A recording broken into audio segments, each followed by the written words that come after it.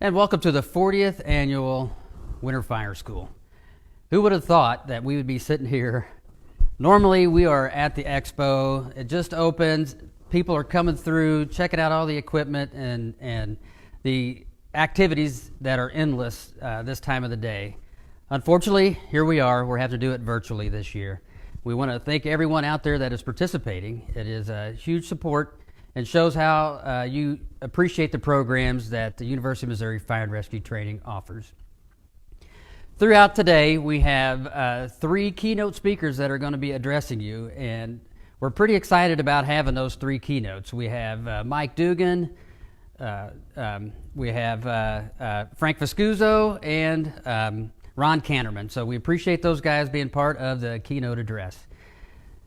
But on this portion, being at 12:30, we wanted to bring to you the MFA Foundation awardees. So we're going to turn it over and let our interim director, John Warden. John?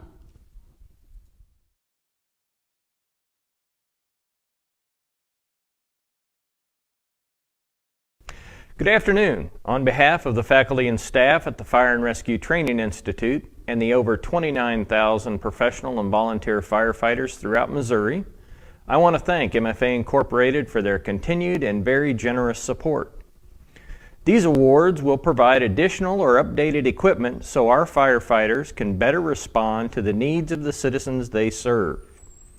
I would like to introduce Steve Fairchild with MFA Incorporated, who is here to announce this year's winners. Steve, thank you again, and I'll turn it over to you.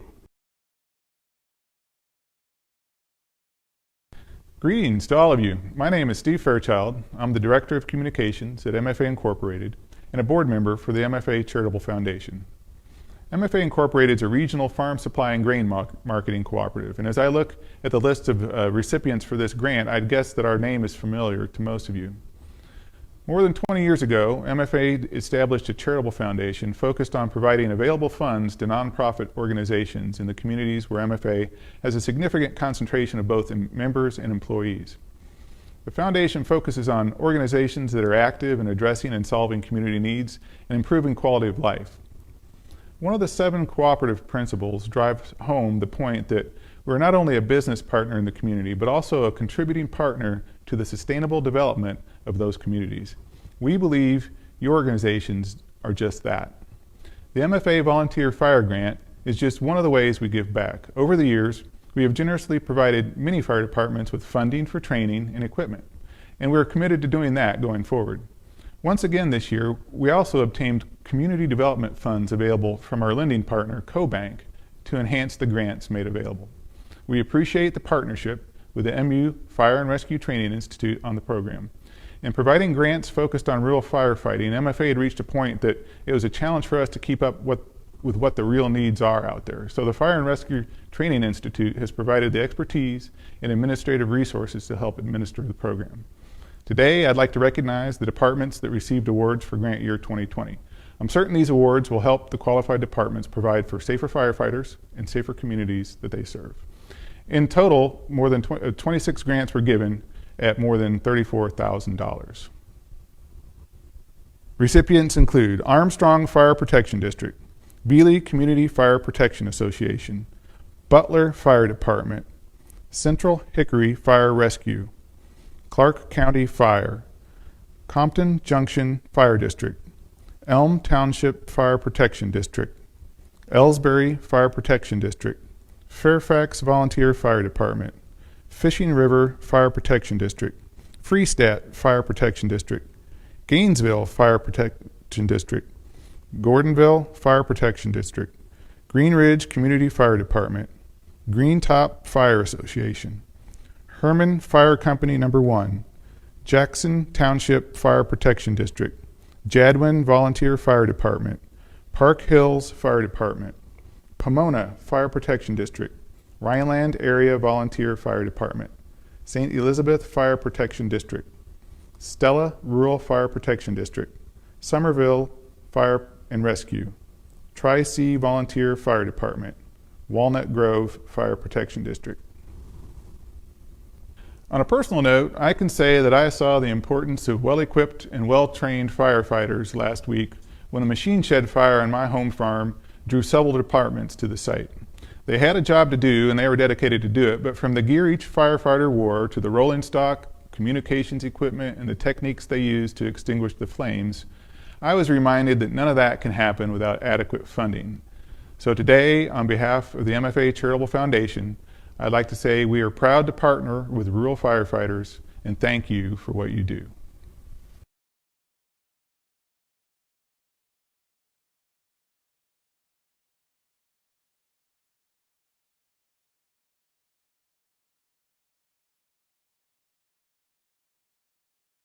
Hi, I'm Roy Blunt. I wish I could be with you in Columbia right now. It's been a hard year to get back and forth as much as I'd like to. I've certainly enjoyed meeting with so many of you in person and at the Winter Fire School in the past. I'm pleased that I can take a few minutes today just to express my gratitude for your service. You know, certainly the pandemic has shined an even brighter spotlight on the incredible life-saving work you do every day. You've been on the front lines of the pandemic, answering the call to help your neighbors, to help your communities. We need our first responders, but throughout the last year, I think it's been even more obvious than ever just how much we need our first responders. I'm certainly committed to advancing legislation to ensure you have the tools, the resources, and the support you need to do your job safely and effectively. You and I have worked together on these issues before, and we need to work even harder now. As a member of the Senate Appropriations Committee, I've worked to invest in programs and policies to see that you keep your communities safe and that we do our best to keep you safe. In the fiscal year 2021 funding bill, which was signed into law in December, Congress reached a bipartisan agreement on increases to both the SAFER grant program and the Assistance to Firefighters grant program. These are important programs. We've funded them now at $360 million. That's a $5 million increase over the previous funding year. Fire districts across the state benefit from these programs, which help provide funding for new critical safety equipment and staffing resources. And apart from funding, the bill also includes a number of new authorities that are important to first responders in our communities, like the creation of the National Firefighter Registry at the Center for Disease Control to better understand ways to mitigate firefighters' risk of cancer, like a public safety officer reporting suicide system at the CDC to study successful interventions to reduce suicide among public safety officers, and the permanent protection of income tax deductibility for benefits of those who are volunteer firefighters that get to take advantage of that deduction. That same bill also strengthened FEMA's disaster relief fund with over $17 billion. That funding is currently being distributed to states through FEMA to help accelerate vaccination efforts and will assist in transportation efforts for the vaccine, in addition to the purchase of personal protective equipment, physical barriers that may need to be set up, and other equipment to help protect you in your work responding to the COVID pandemic. These priorities are the ones you and I have shared for a long time, but I also want to take this opportunity to thank your families as well. The last few years have been difficult on first responders. The opioid epidemic of overdoses, what we've seen with the coronavirus, the daily challenges you face when you're out there in what can be easily a life-threatening situation. I think an even harder job than being a first responder is being someone who cares about a first responder. Day or night, you know what danger or situation you're facing at that moment, or at least have a pretty good idea of where you are. Your families and the people you love and that loved you don't know, and they're praying that you'll get home safely. We owe you and your families a deep debt of gratitude for the sacrifices you make every day. I'll continue doing everything I can to support your selfless work, but I'm continually grateful to you for that selfless work. Thank you. Hi, I'm Missouri Lieutenant Governor Mike Kehoe. Welcome to the 40th Winter Fire School. For 40 years, MUFRTI has been the premier annual fire service event, consistently hosting the largest gathering of emergency professionals in the Show Me State. What an impressive legacy of planning, delivering, and developing skills training for Missouri's fire and emergency service responders. While most of us would risk our lives for those we love, our family members, friends, pets, only heroes like yourselves risk severe injury or even death for someone you don't even know.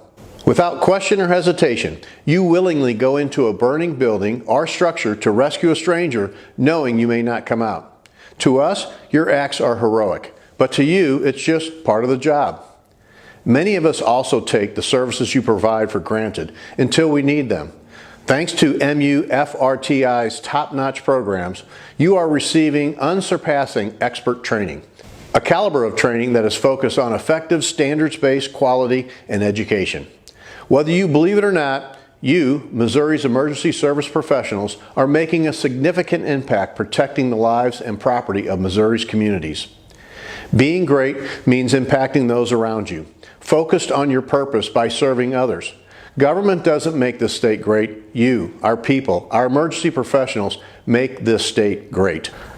Thank you for your dedication, commitment, and sacrifice, and for taking the time this weekend to hone your skills, all in the name of saving the lives of our fellow Missourians. Once again, thank you for your time and your commitment. God bless each and every one of you. You will be in our prayers.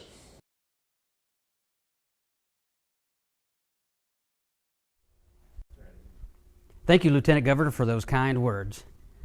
Now we're going to introduce somebody that I have a long history with, the DPS Director, Sandy Kirsten. She used to actually be a trooper in the Region F area where I grew up. And unfortunately, she's had the joy of pulling me over a few times and writing me some tickets when I was a young lad growing up in Callaway County. So we appreciate Sandy taking time out of her busy schedule. Hello, and thank you for devoting your time to take part in the Winter Fire School 2021. I'm Sandy Karsten, Director of the Missouri Department of Public Safety. I was honored to be asked to share my thoughts on the importance of training and exercises. At the Department of Public Safety, we are committed to supporting effective, comprehensive training for the fire service. I'm a strong believer in the old adage, don't just train till you get it right. Train until you cannot get it wrong. And that's because lives are on the line. We can't rely on experience if we've never faced a particular type of call before.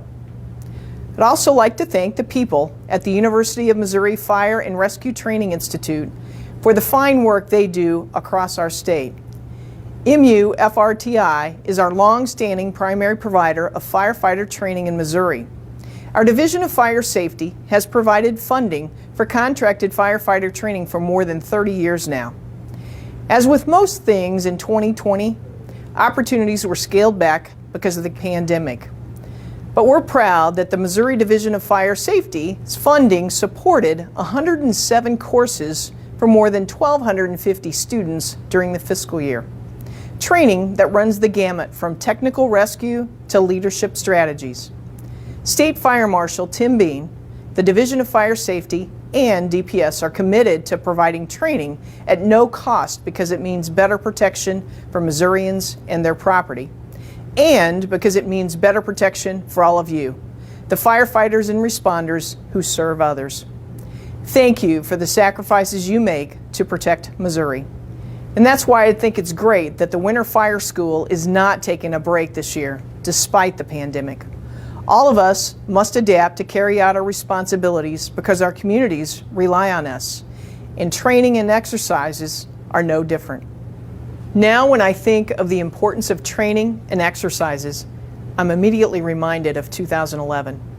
Missouri was scheduled to take part in a national level exercise focused on the response to a devastating 7.7 magnitude earthquake in the New Madrid seismic zone. Months of planning went into that exercise in Missouri and other central U.S. states. Some people wondered if too much effort went into it.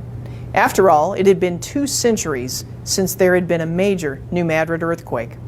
4 states ultimately chose to withdraw entirely from the earthquake exercise because of real-world flooding and deadly tornadoes. Missouri decided to go forward because in the real world, you don't get to schedule disasters. It was a lot of work. There were full-scale elements, including setting up one of Missouri's important homeland security resources, a 60-bed field hospital in Branson. The earthquake exercise wrapped up on Friday, May 20th, and that field hospital was still standing in Branson just 48 hours later when Joplin was struck by an EF5 tornado. The tornado had destroyed the area's largest hospital, St. John's Mercy. One of the missions assigned to the National Guard and the Missouri Disaster Medical Assistance Team was disassembling the field hospital at its exercise location and deploying it to the real-world disaster next to the destroyed St. John's Mercy Hospital in Joplin. There, it was put to work with a full complement of medical staff serving a community hit by a tornado that killed more than 150 people and injured hundreds more. That field hospital treated an average of 130 patients a day for its first 2 weeks of service. It operated until October the 7th. The disaster Joplin experienced on May 22, 2011 was not a New Madrid earthquake, but it was one of the most catastrophic tornadoes ever to hit the United States. In addition to the deaths, it destroyed or damaged 8,000 homes and buildings, including schools and businesses. It affected the power in the area, communications, the drinking water supply, and much more. There are 2 big lessons for me in that one disaster regarding training. First, many of the same people who participated in the earthquake exercise were helping save lives in a real disaster just a couple of days later. That's why I think it's essential that some of our training, exercises, and planning involve massive catastrophic scenarios, things that may seem remote. Second, Joplin confirmed the importance of our all-hazard approach to planning. The scenario may have been centered on an earthquake, but many of the key elements of the response plan, training, and lessons learned were fully applicable to a catastrophic tornado. In addition, training should be realistic. We should take it seriously and not go through the motions or think we'll never face that here. Also think it's important to have some training that involves a degree of stress that kicks in a bit of adrenaline. It helps prepare you for real events.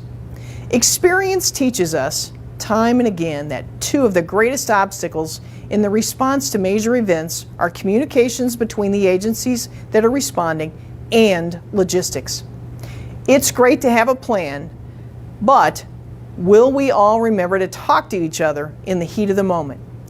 Will the personnel and equipment we need be available where and when they're needed? Of course, the coronavirus pandemic has brought these ideas home for all of us. We all knew that pandemics were a threat. A pandemic was part of our response planning. At the state level, we had conducted training around a pandemic scenario. But did we ever think of all the challenges we would face and how long a pandemic and its effects would last? I noticed one of the courses at fire school this weekend is on civil unrest and the lessons since 2014. I can tell you, in the years leading up to Ferguson, civil unrest training and planning had largely disappeared from most U.S. law enforcement agency training calendars.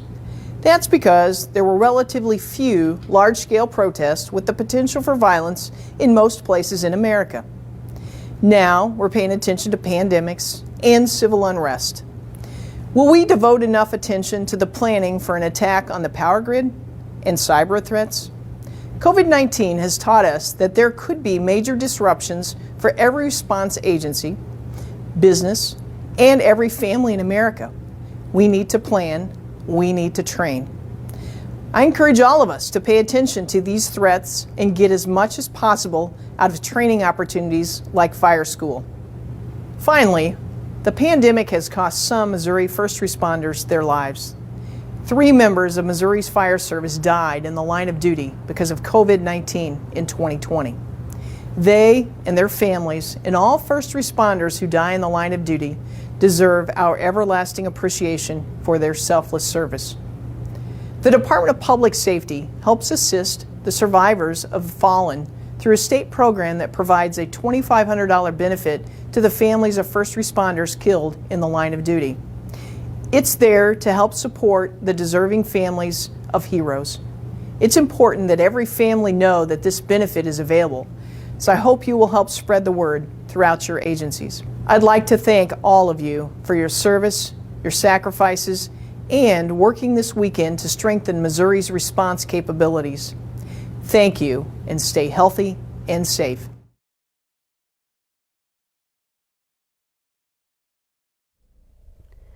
And thank you, Director, for taking the time out of your busy schedule. We appreciate you supporting the fire service, Sandy, and everything you do for us. Thanks a bunch. Also, I'd like to recognize the folks on Facebook that are making comments. We are able to see those, and be glad to answer any questions that you might have. Now, our last presenter, but not least, is our favorite state fire marshal that is a large supporter for Fire Rescue Training Institute. He has helped us for many years with the Winter Fire School. You probably saw him in some of the buildings, assisting students to their classrooms, walking around, making sure the classroom is set up with everything that they need. We appreciate everything you do for us. Here's Fire Marshal Tim Bean. Well, good morning, or maybe afternoon, from the 13th floor. Hi, State Fire Marshal Tim Bean, and I would like to welcome you to the 40th Annual Winter Fire School 2021. First of all, I'd like to say and give a big thank you to MUFRTI for pressing through all the roadblocks, adapting and adjusting, and overcoming and creating this first ever virtual Winter Fire School. It is my understanding that you are part of history being made with the magnitude of instructors from all over our great nation participating. I call that Show Me Strong. I will miss getting together with many of you this year and am looking forward to 2022 in-person Winter Fire School. Well, thank you for participating and giving your time this weekend to better yourself through education.